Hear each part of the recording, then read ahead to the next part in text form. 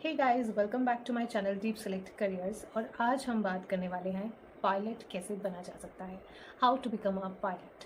इसमें हम बात करेंगे पायलट की ट्रेनिंग के दौरान होने वाले आपके एग्ज़ाम्स की।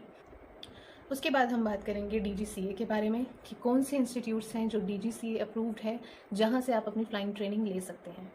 उसके बाद कौन कौन से सब्जेक्ट्स आपको इसमें पढ़ने हैं, क्राइटेरिया क्या रहता है, एग्ज़ाम पास करने के लिए आपको कितना स्कोर चाहिए, और क्या आपको इतना सब कुछ करने के बाद जॉब मिलेगी, नहीं मिलेगी, हाँ मिलेगी, कैसे मिलेगी, इन सब चीज़ों के बारे में डिस्कस हम आज की वीडियो में करने वाले हैं। तो सबसे पहले बात करते हैं हम इसकी एलिजिबिलिटी की। अगर आप 10th क्लास में पढ़ते हैं और आपकी एज 16 ईयर्स प्लस है, तो सबसे पहले इसमें जो रिक्वायर्ड होता है वो होता है आपका मेडिकल, जो कि क्लास 2 का मेडिकल होता है। और ये डीजीसीए अप्रूव्ड ही डॉक्टर्स के पास आप करवा सकते हैं। वहाँ से मेडिकल करवाने के बाद आप जब 12th पास आउट करते हैं, आपके सब्जेक्ट्स जो होने चाहिए वो होने चाहिए फिज़िक्स, मैथ्स एंड इंग्लिश। ये तीनों मैंडेटरी सब्जेक्ट्स हैं जो होने ही चाहिए। और परसेंटेज की अगर हम बात करें, कोई भी क्राइटेरिया डीजीसीए ने परसेंटेज के ऊपर नहीं रखा है, बट इसका ये मतलब नहीं है कि आप बिल्कुल कम स्कोर करके भी पायलट बन जाएंगे, क्योंकि कल को जब आप जॉब्स के लिए अप्लाई करते हैं तो अलग अलग एयरलाइंस की अलग अलग रिक्वायरमेंट होती है। तो मैक्सिमम अगर आप 60 प्लस टारगेट करके चलते हैं, कमर्शियल पायलट जो है वो बन सकते हैं। मिनिमम अगर आप बात लेके चलें तो आप 50% 40% पे भी जा सकते हैं, बट हर एयरलाइन उसको एक्सेप्ट नहीं करती है। अब काफ़ी सारे बच्चे जो मिस्टेक करते हैं वो ये होती है कि वो पहले ही एडमिशन किसी फ्लाइंग क्लब में या फिर किसी एविएशन क्लब में जाकर एडमिशन ले लेते हैं, जबकि सबसे पहला जो स्टेप आपका रहता है वो होता है आपका मेडिकल एग्ज़ाम। क्योंकि अगर आपके 95% स्कोर है और आप मेडिकली अनफिट हैं, तो आप कभी भी पायलट नहीं बन सकते हैं। इसलिए सबसे पहले आपको अपना मेडिकल करवाना होता है। जब आप अपना मेडिकल करवाते हैं तो क्लास 2 और क्लास 1 दोनों मेडिकल डीजीसीए जो है वो आपसे मांगता है। उसके बाद डीजीसीए की वेबसाइट पे जाकर आप अपने आप को रजिस्टर करते हैं। रजिस्टर करने के बाद आपको एक कंप्यूटर नंबर मिलता है, जो कि आपका रजिस्ट्रेशन आईडी के तौर पे काम करता है। तो जब भी आप एग्ज़ाम्स देंगे, अपना रिजल्ट चेक करेंगे, यही रजिस्ट्रेशन या कंप्यूटर आईडी जो है आपके काम आने वाली है।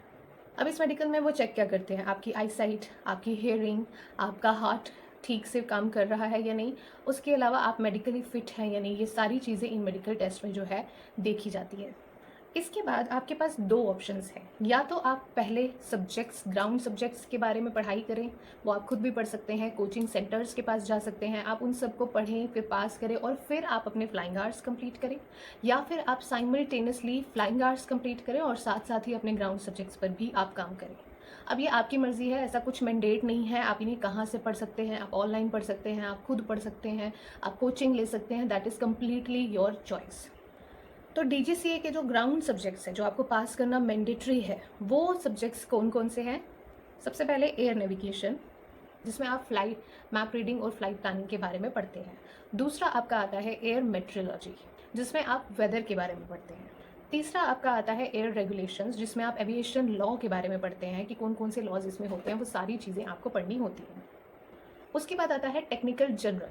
अब कुछ बच्चे क्या करते हैं, टेक्निकल जनरल के बिना ही ये पहले 3 सब्जेक्ट पढ़ के बाहर अपना फ्लाइंग आवर करने चले जाते हैं।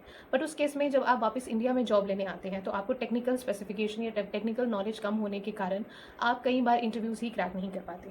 तो इसलिए ये सब्जेक्ट्स अगर आप इंडिया में कल को रह के इंडिया में फ्लाई करना चाहते हैं, तो उस केस में ये सब्जेक्ट आप यहीं से पढ़ के जाएँ, ताकि आपको यहाँ की जो टेक्निकल चीज़ें हैं वो अच्छे से पता हो। तो नेक्स्ट सब्जेक्ट हमारा रहता है टेक्निकल जनरल, जिसमें आप एयरक्राफ्ट सिस्टम के बारे में कम्प्लीटली पढ़ते हैं। उसके बाद नेक्स्ट सब्जेक्ट होता है आपका टेक्निकल स्पेसिफिक, जो एयरक्राफ्ट आप कल को फ्लाई करने वाले हैं उनकी टेक्निकल स्पेसिफिकेशंस आप सारी की सारी इस सब्जेक्ट में पढ़ते हैं। उसके बाद होता है आपका रेडियो कम्युनिकेशन। ये भी आप रेडियो कम्युनिकेशन के बारे में इसमें पढ़ते हैं और इसी से इन्हीं सब्जेक्ट्स के एग्जाम्स डीजीसीए जो है वो कंडक्ट करता है। अब डीजीसीए ये जो एग्ज़ाम्स कंडक्ट करता है, तो बहुत बार बच्चे फर्स्ट टाइम में क्लियर कर लेते हैं, जो कुछ बच्चों का रिपेयर हो जाता है, कुछ बच्चे जो भी सब्जेक्ट आपका रहता है आप उसे ऑन डिमांड कभी भी वापस से दे सकते हैं, ताकि आपका कम से कम टाइम लगे इन सब्जेक्ट्स को पास करने में। यूजुअली डीजीसीए जो है 4 बार एग्ज़ाम्स को कंडक्ट करती है एक पूरे सेशन में, जो कि होता है मार्च में, जून में, सितंबर में और दिसंबर में। बट जैसा कि मैंने कहा कि आप सब्जेक्ट पढ़ रहे हैं, उसके बाद आपका कोई एक सब्जेक्ट रह जाता है, तो आपको लंबा इंतज़ार करने की ज़रूरत नहीं है। ऑन डिमांड भी डीजीसीए जो है एग्ज़ाम कभी कभी कंडक्ट करती है, आप उसमें एग्ज़ाम को देकर पास करके जल्दी से अपने ग्राउंड सब्जेक्ट्स क्लियर कर सकते हैं। अब ये क्लियर करने के बाद फ्लाइंग आवर्स करने हैं या साथ में करने हैं, वो आपका डिसीजन होता है। लेकिन फ्लाइंग आवर कंप्लीट करने के लिए आप सिर्फ और सिर्फ DGCA अप्रूव्ड FTOs में ही जा सकते हैं। FTOs क्या है? Flying training organisations. और वहाँ से ही आपके फ्लाइंग आवर्स आपको कंप्लीट करने होते हैं, तभी जाकर आपको जो है आपका कमर्शियल पायलट लाइसेंस मिलता है। अब कौन कौन से इंस्टीट्यूट्स हैं जो कि DGCA अप्रूव्ड है, जहाँ पे आप अपनी फ्लाइंग के लिए जा सकते हैं? तो सबसे पहला जो इंस्टीट्यूट आता है वो होता है आपका इंदिरा गांधी राष्ट्रीय उड़ान अकेडमी, जो कि यूपी रायबरेली में है। ये जो है इंडिया की टॉप एकेडमी है, और इस पर्टिकुलर एकेडमी में आपको क्या है, एंट्रेंस एग्ज़ाम भी देना पड़ता है। उसमें वो आपका पायलट एप्टीट्यूड टेस्ट लेते हैं, एक इंटरव्यू लेते हैं, और लगभग जो फीस यहाँ पे आपसे ली जाती है वो 55 लाख प्लस होती है। बहुत से ऐसे FTOs भी हैं जहाँ पे आप डायरेक्टली भी एडमिशन ले सकते हैं, वो मेरिट बेस पे भी लेते हैं। दैट इज़ कम्प्लीटली ऑर्गेनाइजेशन और इंस्टीट्यूट्स के ऊपर डिपेंड करता है। कुछ मैंडेट नहीं है कि आपको एंट्रेंस लेना ही है, बट इंदिरा गांधी राष्ट्रीय उड़ान अकेडमी जो है, यहाँ पे आपका एंट्रेंस एग्ज़ाम होता है। उसके बाद नेक्स्ट जो इंस्टीट्यूट है वो है बॉम्बे फ्लाइंग क्लब, जो कि आपने काफ़ी मूवीज़ में भी सुना होगा। यहाँ पे जाकर भी आप अपने फ्लाइंग आवर्स कंप्लीट कर सकते हैं। नेक्स्ट आता है आपका चाइम्स एविएशन एकेडमी, जो कि मध्य प्रदेश में है। उसके बाद red bird flight training academy, जो कि महाराष्ट्र में है। उसके बाद शास्त्री फ्लाइंग एकेडमी, जो कि अगेन आपका मध्य प्रदेश में है। एंड DGCA का टॉप इंस्टीट्यूट जो है नागपुर फ्लाइंग एकेडमी। ये कुछ 6 ऐसे इंस्टीट्यूट्स हैं जो DGCA अप्रूव्ड है। यहाँ पे जाकर आप अपने फ्लाइंग आवर्स कंप्लीट कर सकते हैं। और फ्लाइंग आवर्स आपको कितने कंप्लीट करने होते हैं? वो आपको करने होते हैं 200 आवर्स। ये 200 आवर्स आप सोलो फ्लाइंग भी कर सकते हैं, क्रॉस कंट्री फ्लाइंग भी कर सकते हैं, इंटरनेशनल फ्लाइंग भी कर सकते हैं, और उसके अलावा नाइट फ्लाइंग भी कर सकते हैं। सब मिलाकर आपके 200 आवर्स जो है वो कंप्लीट होने चाहिए। तो ओवरऑल अगर हम बात करें तो आपका कमर्शियल पायलट लाइसेंस के लिए आपके लिए क्या क्या मैंडेटरी है? सबसे पहले आपका एग्जाम्स कंप्लीट होने चाहिए, दूसरा आपका मेडिकल होना चाहिए, एंड थर्ड आपका 200 फ्लाइंग आवर्स कंप्लीट होने चाहिए। तब जाके आपको आपका कमर्शियल पायलट लाइसेंस जो है वो DGCA देती है। पर क्या कमर्शियल पायलट लाइसेंस लेकर आप डायरेक्टली फ्लाइंग ऑफिसर बन सकते हैं या आपको नौकरी गारंटीड मिलेगी? नहीं, इसकी कोई गारंटी नहीं होती है। ये प्रोसीजर होता है आपके लाइसेंस के लिए। उसके बाद जॉब का एक अलग फेज़ स्टार्ट होता है। जॉब लेने के लिए क्या इंपॉर्टेंट क्राइटेरिया है? वो होता है आपका क्लास 1 का मेडिकल। उसके अलावा आपके के पास CPL कमर्शियल पायलट लाइसेंस होना चाहिए, अच्छी इंग्लिश होनी चाहिए, and the fourth one is type rating. ये 4 कॉम्बिनेशंस आप मिलाएंगे तो जाकर आप कोई जॉब ले सकते हैं। जो मैंने कौन कौन सा कहा? CPL होना चाहिए, क्लास 1 मेडिकल होना चाहिए, इंग्लिश होनी चाहिए, and fourth one is your type rating. अब टाइप रेटिंग क्या होता है? टाइप रेटिंग एक प्रोसेस होती है, जैसे कि आपने फ्लाइंग की है, आप किसी भी पर्टिकुलर एयरप्लेन या एयरक्राफ्ट को आपने फ्लाई किया है, बट आप जहाँ पे जॉब के लिए जा रहे हैं आपको ये नहीं पता कि वो कौन से एयरक्राफ्ट यूज़ करने वाले हैं। इसलिए उन पर्टिकुलर एयरक्राफ्ट के ऊपर जब आप अपने फ्लाइंग आवर्स करते हैं उसको टाइप रेटिंग कहते हैं। तो अगर आप इंडिगो में जा रहे हैं या एयर इंडिया में जा रहे हैं तो वो पर्टिकुलरली कौन से एयरक्राफ्ट यूज़ करते हैं, वो उस पर आप जब काम करते हैं या जब उस पर आप फ्लाइंग आवर्स अपने कुछ कंप्लीट करते हैं, जो कि 15 से 25 लाख तक का अमाउंट देकर किया जाता है, उसके बाद आप उनकी जॉब्स के लिए एलिजिबल अच्छे से हो जाते हैं। और मोस्टली इंडिया में जो ऑपरेट करते हैं वो एयरक्राफ्ट होते हैं एयरबस A320, बोइंग 737। ये most of the time India में यूज़ होने वाले एयरक्राफ्ट्स हैं। अब 15 से 25 लाख का अमाउंट तो आपका इसमें लगेगा, बट कभी कभी ऐसी और कुछ एयरलाइंस जो हैं वो अपने ही बेसिस पर आपके टेस्ट इंटरव्यूज़ कंडक्ट करती हैं, आपका टेस्ट लेती हैं। उसके बाद अगर आप उनकी सिलेक्ट किए जाते हैं तो वो आपको खुद भी अपने एयरक्राफ्ट पे जो है ट्रेनिंग करवाते हैं। इनको पर्टिकुलरली कहते हैं कैडेट पायलट प्रोग्राम। इस केस में इंडिगो अपना एक कैडेट पायलट प्रोग्राम करता है, एंड एयर इंडिया अपना कैडेट पायलट प्रोग्राम जो है वो करता है। इसमें आपका जो है टेस्ट पहले कंडक्ट किया जाता है। बहुत सारे लोग होते हैं, वैकेंसीज़ के लिए आप अप्लाई करते हैं, उसके बाद आपका टेस्ट कंडक्ट किया जाता है। उन टेस्ट में सबसे पहले आपका एप्टीट्यूड टेस्ट होता है। अब एप्टीट्यूड टेस्ट में क्या होता है? सबसे पहले आपको क्वांटिटेटिव एप्टीट्यूड आना चाहिए, 12th तक का मैथ्स आपको आना चाहिए। सेकेंड, आपको फिजिक्स 12th तक की आनी चाहिए। थर्ड, इंग्लिश आपको आनी चाहिए। फोर्थ, साइकोमेट्रिक टेस्ट वो आपके कंडक्ट करते हैं। लास्ट, कंप्यूटर बेस्ड आपका पायलट एप्टीट्यूड टेस्ट होता है, जिसमें आपके हैंड और आई की कोऑर्डिनेशन चेक की जाती है। तो ये सबसे पहला स्टेप होता है आपका एप्टीट्यूड का। उसके बाद आपके इंटरव्यूज़ कंडक्ट होते हैं, और उसके बाद दोबारा से वो आपका मेडिकल कंडक्ट करते हैं। फिर जो भी सिलेक्टेड बच्चे होते हैं उनको वो खुद टाइप रेटिंग करवाते हैं अपने एयरक्राफ्ट्स पे, और जब एक क्राइटेरिया कंप्लीट हो जाता है उसके बाद डायरेक्टली आपको रिक्रूट कर लिया जाता है as a junior flying officer, जिनकी सैलरी लगभग 6 महीने तक 1 से 1.5 लाख के बीच की होती है।